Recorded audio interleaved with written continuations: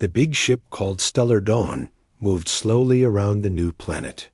Inside the ship, strange alien beings looked down at the world below through their powerful machines. They had been watching for many weeks now, and what they saw made no sense. At all, Commander Zethkar stood at the main screen. His body looked like a big lizard that walked on two legs. His green scales moved when he felt worried, and right now they were moving a lot. Next to him stood Captain Nira, who came from a water world. Her skin was blue and wet, and long arms like tentacles moved around her head. "This cannot be real," Zethkar said in his deep voice. "The human should be dead by now." On the screen, they could see a man walking around near a broken spaceship. The ship had crashed on this planet 6 months ago. Everyone thought all the people inside had died.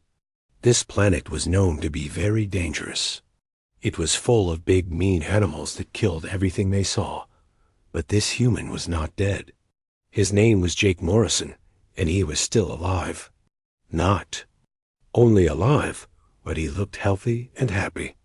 This made no sense to the aliens watching from space. Dr. Quintal buzzed with his insect voice. He had 4 arms and big eyes like a fly.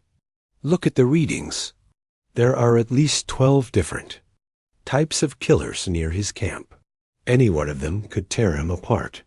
The planet KC-447 was famous across the galaxy. Every space-traveling race knew about it.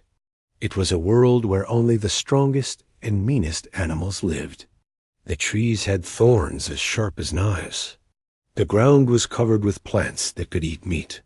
And the animals were nightmares. Were shadow stalkers that could turn invisible and had claws like swords. There were crystal fangs that hunted in packs and had teeth that could cut through metal. There were razor spines covered in sharp metal spikes, and many more creatures that made even the bravest warriors run away in fear. "Show me yesterday's recordings again," Captain Nira said. Her tentacles moved in a worried pattern. The screen changed to show what happened the day before. Jake was sitting outside his small shelter, eating something from a can. Suddenly, 3 crystal fangs came out of the forest. These wolf-like creatures were as big as horses, with glass-like teeth that sparkled in the light. All the aliens watching held their breath. This was it. This was when the human would finally die. But Jake did not run. He did not scream. He looked up at the crystal fangs and said, "Hey there, guys. You hungry?" The crystal fangs stopped. They tilted their heads like confused dogs. Jake reached into a bag and threw some meat toward them. The creatures sniffed the food, then ate it. After that, they just lay down near Jake's camp like they were old friends. "Impossible," whispered Dr. Quintal. "Crystal fangs never act like this. They kill first and eat second. Always." Commander Zithkar's scales turned a darker green. This meant he was very worried. In all his years of exploring space, he had never seen anything like this. His people, the Vreks, were warriors. They understood fighting and killing. But this human was doing something that made no sense. "Run the scan again," he ordered. "Check if the human has some kind of weapon or force field." The ship's computers worked for several minutes, and the answer came back. Jake Morrison had no special weapons, no force fields, no advanced technology at all. He had basic tools, some food, and medical supplies. That was all. "Then how is he still alive?" Captain Nira asked. "Our own soldiers would not last 1 day on that planet, even with full battle armor."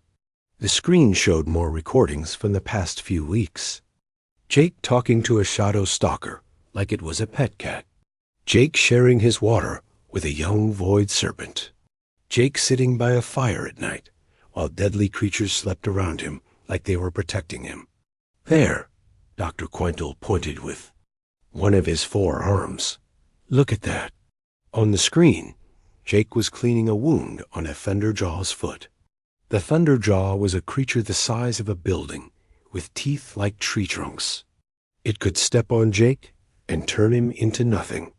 But instead, it sat very still while Jake worked on its injured paw. "He is not fighting them," Captain Nera said slowly. "He is helping them." "No species in the galaxy helps predators," Commander Zethkar said. "It goes against all natural law. You run from predators, or you kill them. You do not help them." But the proof was right there on the screen.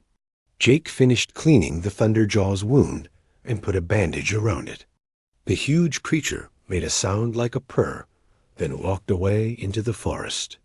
Before it left, it dropped something near Jake's feet.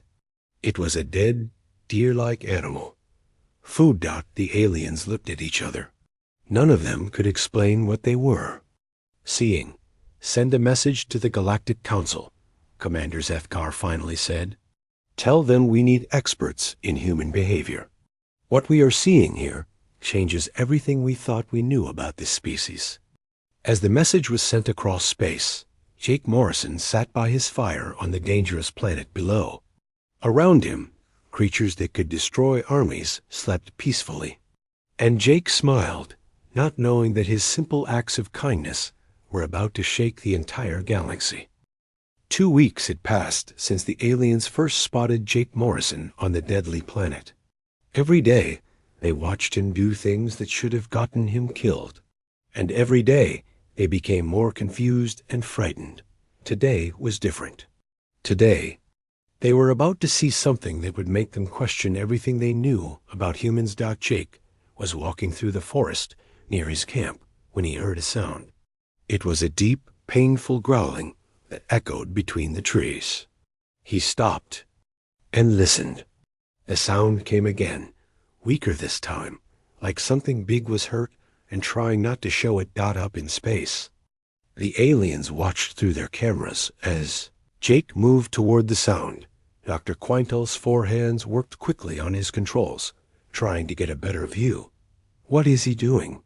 Captain Nera asked. Her tentacles moved in tight, worried circles. "That sound means danger. Even our computers recognize it as a threat signal." Commander Zethkar leaned forward. His green scales had turned almost black with fear. "The readings show it is a razor spine, a big one. Adult male, probably weighs as much as a small ship." Razor. Spines were some of the most dangerous creatures on KC 447. They looked like bears, but twice as big and covered with sharp metal spikes that could shoot out like arrows. Their claws were long enough to cut a person in half. Their teeth could bite through stone. Most scary of all, they were smart. Smart enough to plan attacks and remember enemies. Jake pushed through some thick bush and saw the creature. The razor spine was lying on its side near a rocky hill. Its left back leg was twisted in a bad way, with deep cuts that bled dark red blood. The metal spikes on its back were dim instead of their usual bright silver. This meant the creature was very weak. "By the 7 moons, whispered Dr. Quintel. "That razor spine must have fought with another one. Look at those wounds." The injured creature saw Jake and tried to stand up. It managed to get to 3 legs, but could not put weight on the hurt one.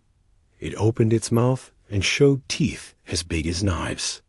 A deep growl came from its throat, warning Jake to stay away. Any smart person would have backed away slowly and then run as fast as possible. Any normal person would have taken out a weapon or called for help. But Jake Morrison was not like other people. Instead of running, Jake sat down on the ground about 10 feet away from the razor spine. He put his hands where the creature could see them and spoke in a soft voice. "Hey there, big guy," Jake said. Calmly, "That looks like it hurts pretty bad." The razor spine stopped growling. Its big yellow eyes stared at Jake, like it was trying to understand why this small creature was not afraid. In the spaceship above, all the aliens were completely silent. They watched in horror as Jake slowly reached into his backpack and pulled out a water bottle. He poured some water into his hand and held it out toward the injured creature.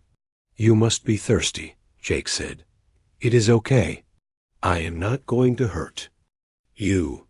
The razor spine sniffed the air. It could smell the water, and it was very thirsty. Fighting and bleeding had made it weak. But it was still not sure if it could trust this strange small creature. Jake poured more water into his hands and set it on the ground between them. Then he moved back a little to give the razor spine space. The big creature looked at the water, then at Jake, then back at the water. Finally, it dragged itself forward and drank. "Good," Jake said softly. "That is good. Now let me see that leg." What happened next made all the watching aliens think they were going crazy. Jake moved closer to the razor spine, talking to it the whole time like it was a hurt dog instead of a killer that could tear him apart. The creature let him come close. It even moved its hurt leg so Jake could see the wounds better. "This is not possible," Captain Nira said. Her blue skin had turned pale. Razor spines kill everything. They do not let anything touch them, especially not other species. But Jake was touching the creature. He was cleaning its wounds with water and something from his medical kit. The razor spine made small sounds of pain, but it did not try to hurt Jake. Instead, it seemed to understand that Jake was trying to help. Dr. Quintal ran every scan he could think of. There are no drugs in the air, no mind control devices, no hidden weapons. This human is doing this with nothing but his voice and his hands. Jake worked for over an hour. He cleaned all the cuts and put medicine on them. He even made a bandage for the worst wound by tearing up one of his own shirts. The whole time, he talked to the razor spine like it could understand every word.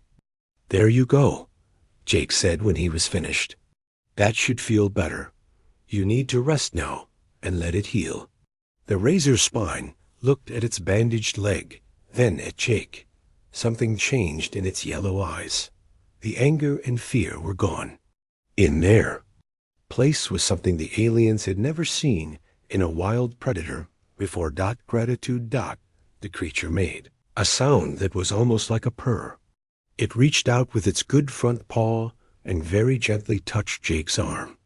The claws that could cut through metal barely brushed his skin.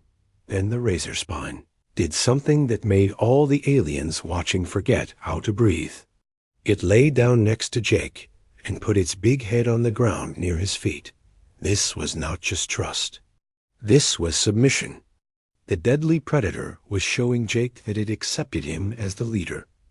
Jake smiled and gently patted the creature's head, being careful to avoid the sharp spikes.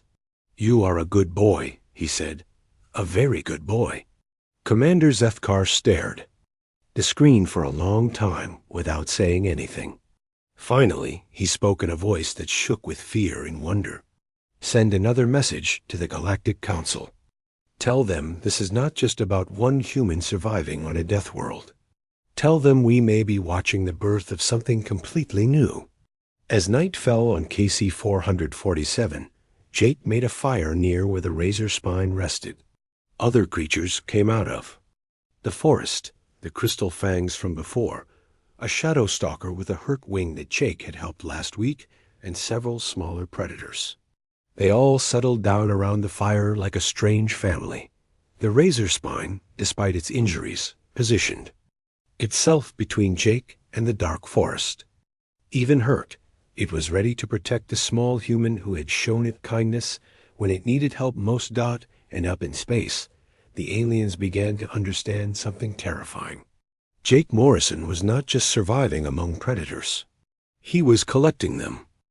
3 weeks had passed since Jake helped the injured razor spine, and the aliens watching from space could not believe what was happening on the planet below. What they saw broke every rule they knew about how wild animals behaved. The razor spine had not left Jake's camp. Its leg was healing well, thanks to Jake's care. But even though it could walk again, it stayed close to the human. Every morning, It would patrol around the camp area. Every evening, it would come back and lie down near Jake's fire. But that was not the strangest part. The strangest part was that other predators had joined them. Commander Zethkar counted them on his screen.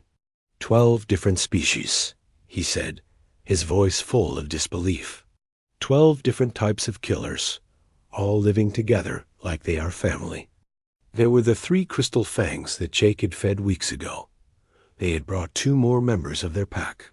There was the shadow stalker with the healed wing, plus another shadow stalker that seemed to be its mate. A young thunderjaw had showed up 3 days ago with a broken tusk that Jake fixed.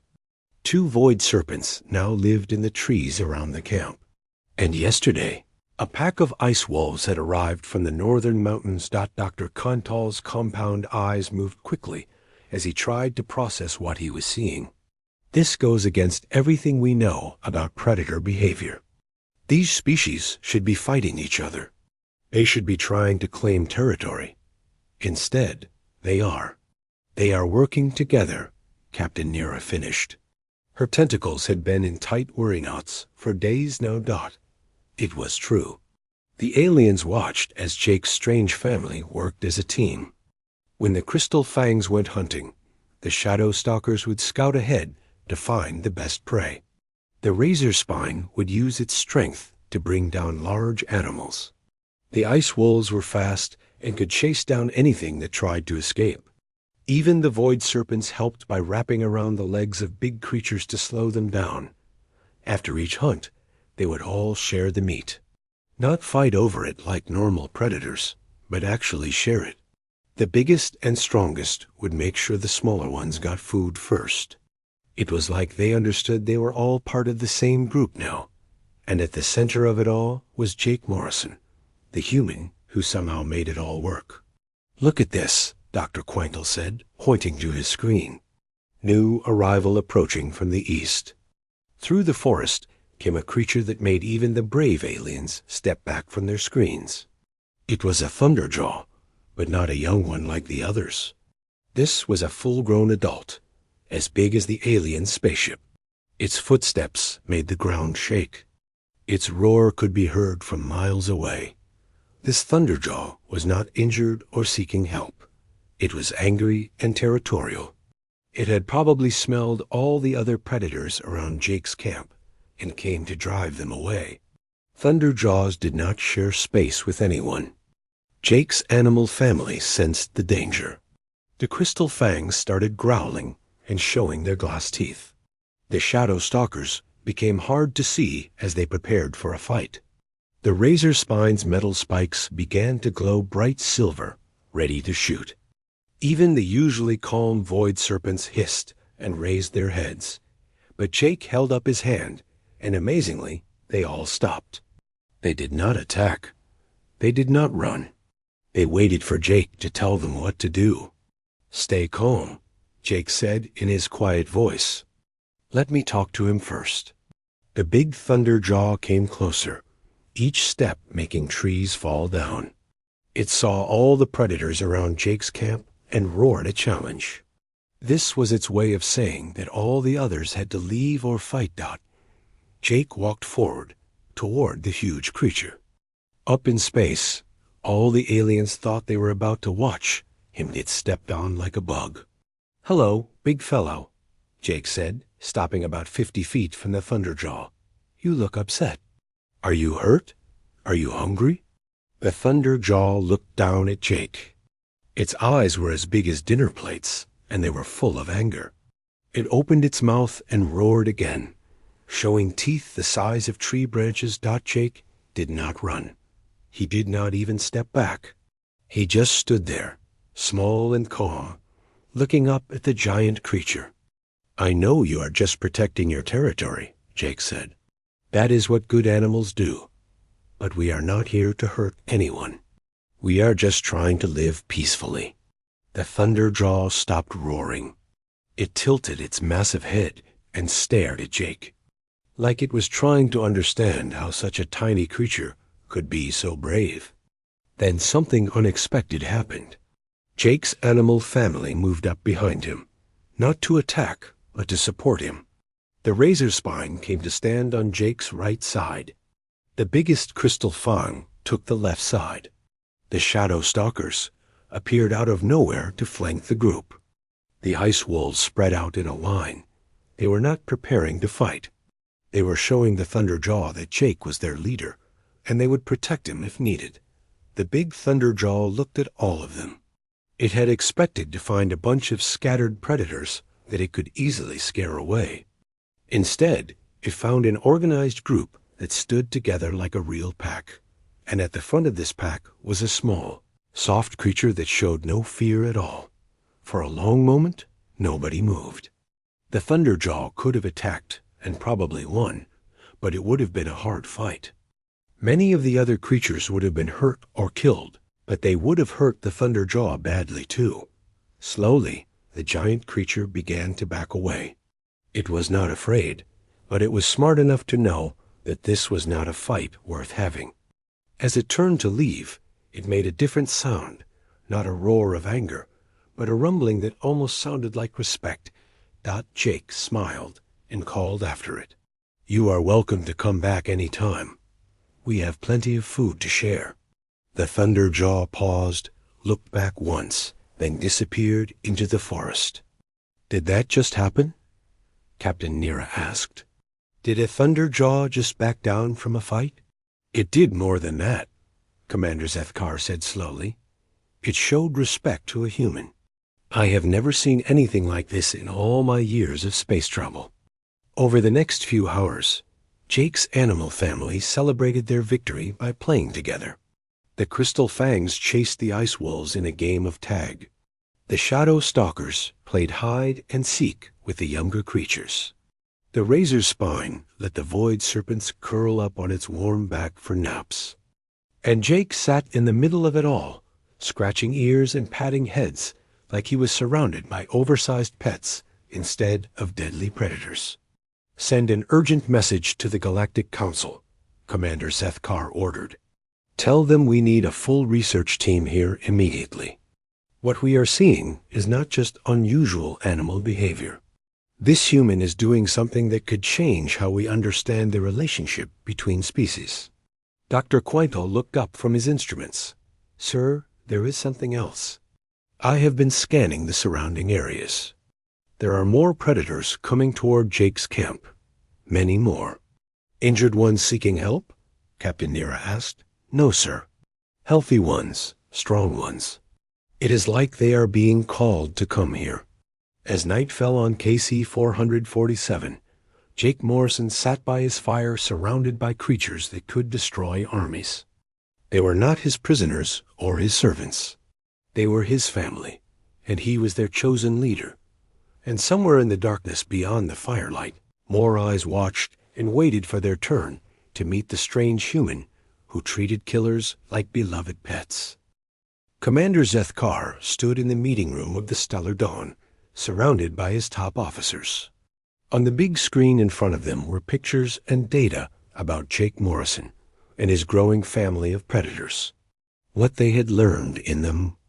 Past few days made everyone very worried. "Show them the numbers," Zethkar said to Dr. Quintel. The insect-like scientist pressed some buttons, and new information appeared on the screen. In the last 2 weeks, Jake Morrison's group has grown from 12 creatures to 37. They now include 18 different species of predators. Captain Nira's tentacles moved in nervous patterns. 37 killers, all following one human. How is this possible? "That is what we need to figure out," Zethkar replied. "Dr. Quintal, show them what you found about human history." The screen changed to show information about Earth, the human home planet. Dr. Quintal had spent days studying human records, trying to understand what made them different from other species in the galaxy. "Look at this," Dr. Quintal said, pointing to pictures of Earth animals. Humans did not just hunt animals for food like normal species do. They did something very strange. They took wild predators and made them into pets. The first picture showed ancient humans with wolves. "These are called dogs," Dr. Quintal explained. Thousands of years ago, they were wild wolves that hunted and killed humans. But somehow, humans turned them into friendly helpers. More pictures appeared. Humans with big cats called lions and tigers in their homes. Humans with birds of prey, sitting on their arms. Humans riding on the backs of huge creatures that could easily kill them. "This makes no sense," said Captain Nera. "Why would any species want to live with their predators?" "It gets stranger," Dr. Quintal continued. "Look at these human stories and movies." The screen showed human art and entertainment. There were tales of humans making friends with dragons, the most dangerous creatures in their mythology. Stories of humans training sea monsters to help them. Movies about humans working together with alien predators to fight wars. In every human culture, in every time period, we see the same pattern, Dr. Quintal said. Other species run from predators or fight them. Humans try to make friends with them. Commander Zethkar felt his scales turn cold. "You are saying this behavior is natural for humans? That Jake Morrison is not unusual?"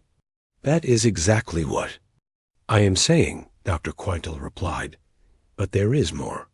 Look at these battle records." New information appeared on the screen. It showed human soldiers fighting in wars across the galaxy. But they were not fighting alone. They had animals with them. Dogs that could smell enemies from far away, birds that could carry messages, even trained big cats that fought beside them. Humans do not just make friends with predators, Dr. Quintal explained. They turn them into weapons. Living weapons that love them and will die to protect them. Captain Nera's skin went pale blue. "Are you saying Jake Morrison is building an army?" Before anyone could answer, their communication system started beeping. A message was coming from the planet's surface. It was from Jake. "Hello up there, Jake's voice said through the speakers. "I know you have been watching me. That is okay. I understand you are curious about what I am doing down here." Commander Zethkar looked at his officers. How did Jake know they were watching him? Jake's voice continued. "I want you to know that I am not alone anymore. My partner Elena Rodriguez survived the crash too. She has been exploring the cave systems on the other side of the planet. She is coming back to my camp today." The aliens looked at their screens. Their scanners had never detected another human on the planet. How had they missed her? "Elena has been doing important work," Jake said. "She has been mapping the planet and studying the animals. We have learned so much about this world. We would like to share our knowledge with you." The message ended, and the aliens stared at each other in shock. "Another human," Captain Nera whispered.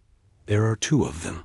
"Sir," Dr. Quintal said, looking at his instruments, "I am detecting movement from the cave systems. Something big is coming toward Jake's camp." On their screens, they watched as a woman came out of the forest. She was tall and strong-looking, with long dark hair tied back in a simple style. This had to be Elena Rodriguez. But she was not alone. Following her was a group of creatures that made the aliens step back from their screens in fear. There were bone crushers, predators with jaws that could bite through metal. There were flame spitters that could burn down forests. Most terrifying of all, there were 3 night terrors, flying creatures that were said to be impossible to tame. Elena walked calmly among these deadly predators like they were gentle pets. When she reached Jake's camp, his animal family greeted her like they had known her all their lives. The razor spine rubbed against her legs like a giant cat. The crystal fangs wagged their tails and licked her hands. "My God," Captain Nera breathed. "She has been collecting predators too." Jake and Elena hugged each other, happy to be together again. Then they sat down by the fire, surrounded by over 50 different predators, and began to talk. The aliens could not hear what they were saying, but they could see Jake and Elena pointing in different directions, like they were making plans. Elena showed Jake maps she had drawn of the cave systems. Jake showed her the new members of their family. "Scan the caves," Commander Zethkar ordered. "I want to know what she was really doing down there." The ship's computers worked for several minutes. Then the results came back, and all the aliens felt their blood run cold. "Sir," Dr. Quentel said in a shaking voice, "the caves have been turned into breeding areas. Elena Rodriguez has been setting up places for the predators to have babies safely. She has also been gathering eggs from flying predators and keeping them warm until they hatch." "Breeding areas?" Captain Nira asked. "Yes, sir.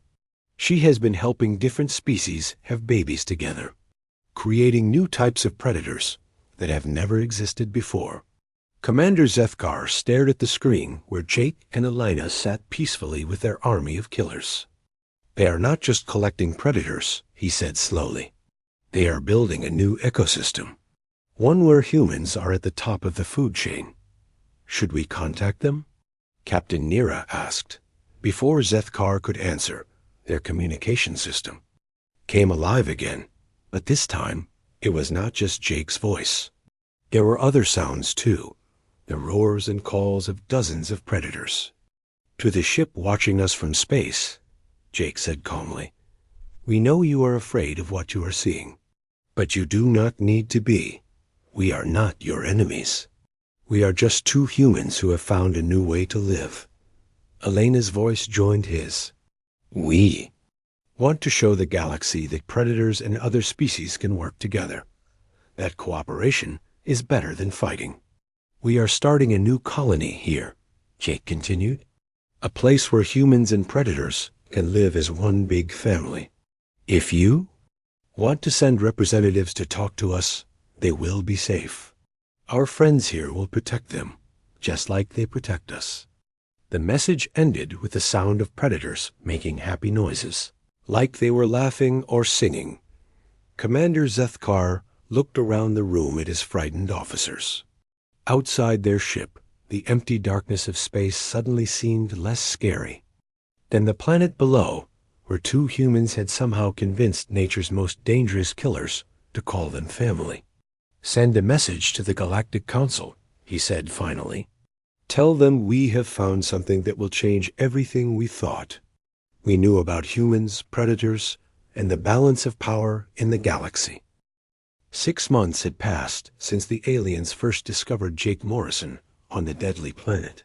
Today, they received a message that would change everything they thought they knew about humans and their place in the galaxy. Commander Zethkar sat in his command chair, looking at the communication screen.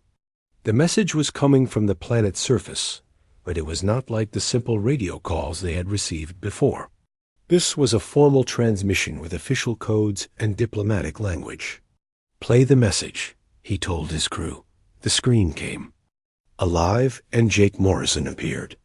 But he looked very different now. He was cleaner, stronger, and wore clothes that looked like they were made from the scales and fur of his predator friends. Behind him, Elena Rodriguez stood next to a massive thunder jaw that had jeweled decorations on its tusks. "Greetings to the Galactic Council observers aboard the vessel Stellar Dawn," Jake began. His voice was calm and confident, like a leader, speaking to other leaders. "My name is Jake Morrison, and I am the elected representative of the New Eden colony." Commander Zethkar felt his scales turn pale. "Colony? Did he say colony?" Jake continued his message. 6 months ago, Dr. Elena Rodriguez and I crashed on this planet that your people call KC-447. What we found here was not a death world, but a paradise waiting for someone who could understand its true nature. The camera moved to show the area. Behind Jake and Elena, what the aliens saw made them forget how to breathe. There were not 50 predators anymore. There were hundreds, maybe thousands. And they were not just living together. They had built a city. Large structures made from stone and metal rose from the ground. Predators worked together to build new buildings, carry supplies, and tend to gardens where both plants and smaller creatures lived peacefully. Flying creatures carried messages between different parts of the settlement. Water-dwelling predators had dug channels to bring fresh water to every area. As you can see, Elena said, stepping forward, we have been busy. The beings you call predators are actually highly intelligent creatures, capable of complex cooperation and emotional bonds. They just needed someone to show them a different way to live. Dr. Quinkle's 4 hands moved quickly over his instruments. Sir, I am reading energy signatures from the planet. They have power sources down there. Advanced technology. How is that possible? Captain Nera asked. They crashed with nothing but basic supplies. Jake heard their question somehow, because he smiled and answered it. We know you are scanning us and wondering how we built all this. The answer is simple. When you treat intelligent beings with respect and kindness, they want to help you succeed. The camera showed predators doing impossible things. Crystal fangs were using their sharp teeth to cut metal into perfect shapes. Flame spitters were using their fire breath to melt and forge new tools. Thunderjaws were lifting massive stones into place with their great strength. Even the smallest creatures had jobs to do. The beings of this world have knowledge and abilities that no other species in the galaxy possesses, Elena explained. They know how to find and use minerals that do not exist on other planets. They understand energy sources that our scientists have never dreamed of. Together, we have created something new, Jake said. A civilization where technology and nature work as one, where every species contributes their unique gifts for the good of all. Commander Zethkar leaned forward. What do they want from us? Jake answered as if he could hear the question. We are sending this message to formally request that the planet KC-447 be redesignated as New Eden, the second official human colony world. We invite the Galactic Council to send ambassadors to establish diplomatic relations with our new civilization. Diplomatic relations? Captain Nero whispered. With humans and predators? We have much to offer the galaxy, Elena continued. Our predator partners have shown us technologies that could solve problems that have plagued spacefaring species for thousands of years. New types of metal that never break. Energy sources that never run out. Medical knowledge that could cure diseases thought to be impossible to heal. The screen showed more impossible sights. Predators and humans working together in laboratories. Creatures that could naturally process raw materials into pure elements. Animals that seemed to understand complex mathematics and engineering. But we also want to make something very clear, Jake said, and his voice became serious. New Eden is under the protection of beings that your people have always feared. Any attempt to take our technology by force or to harm our colony will be met with responses that you cannot imagine. As if to prove his point, the camera pulled back to show the full size of their settlement. It stretched as far as the eye could see. Thousands upon thousands of predators moved through the city like citizens of a great empire. In the sky above, flying creatures circled in perfect formations. From the forests around the city, the calls of even more creatures could be heard. We are not threatening anyone, Elena said quickly. We are simply explaining that New Eden is protected by a family that spans multiple species. We prefer friendship, but we are prepared to defend ourselves if necessary. Jake nodded and smiled. Any representatives from the Galactic Council who wish to visit us will be given safe passage and full protection.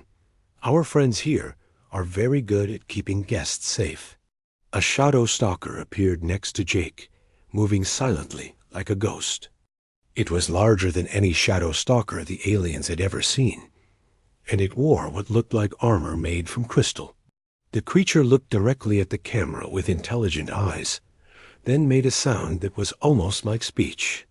Rex here says he looks forward to meeting new friends, Jake translated, patting the shadow stalker like it was a pet dog.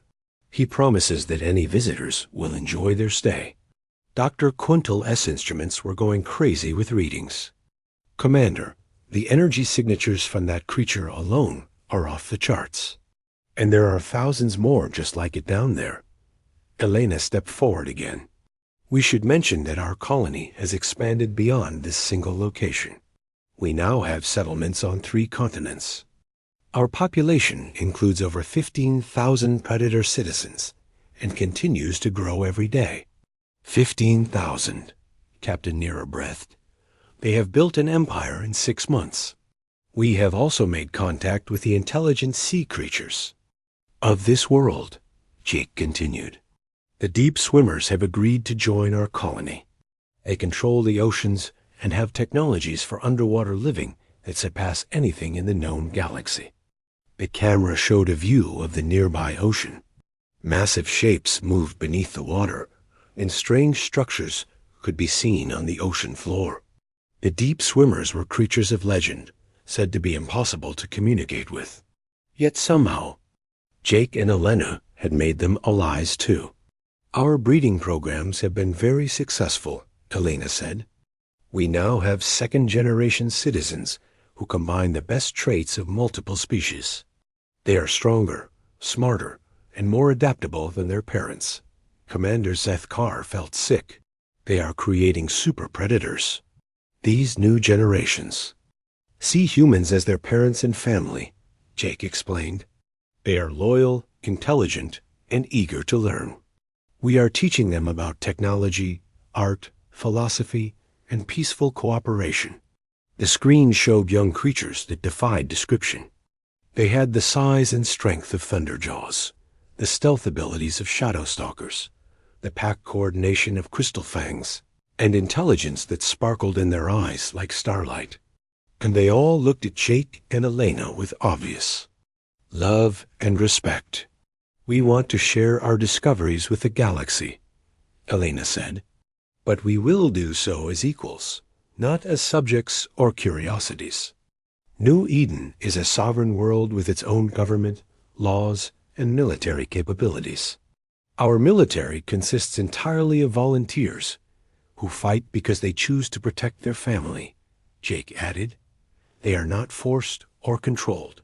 They serve because they believe in what we are building here. A group of the hybrid creatures appeared on screen.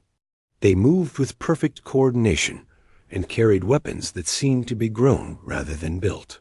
Their formation was flawless, their discipline obvious.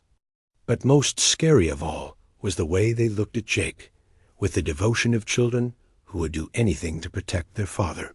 We are sending detailed information about our colony to your ship's computers, Elena said. Maps of our settlements, population numbers, resource capabilities, and technological achievements.